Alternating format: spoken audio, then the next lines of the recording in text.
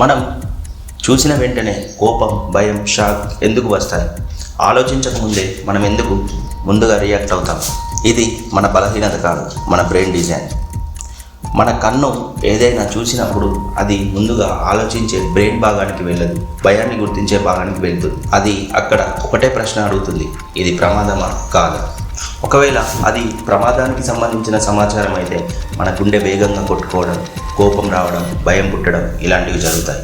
దీనికి మంచి ఎగ్జాంపుల్ ఏంటంటే, పాతకాలంలో పాము కనిపిస్తే ఎవరు ముందుగా ఆలోచించేవారు కాదు. ఒకవేళ అలా ఆలోచిస్తే మనం ఇప్పుడు బతికే వాళ్ళం కాదు.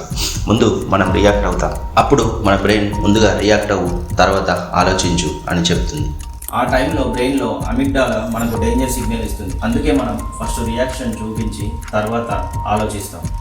దీనిని బట్టి చూస్తే మన లైఫ్లో వచ్చే అన్ని రియాక్షన్స్ అన్నీ సడన్గా వచ్చినవి కాదు. మన brain past experiences, memories, emotions అన్నిటినీ కలిపి ఆటోమేటికల్గా డిసైడ్ అవుతుంది. అందుకే కొన్నిసార్లు మనం ఓవర్గా రియాక్ట్ అయినా అది మన వీక్నెస్ కాదు, బ్రెయిన్ మనల్ని ప్రొటెక్ట్ చేస్తుందని అర్థం.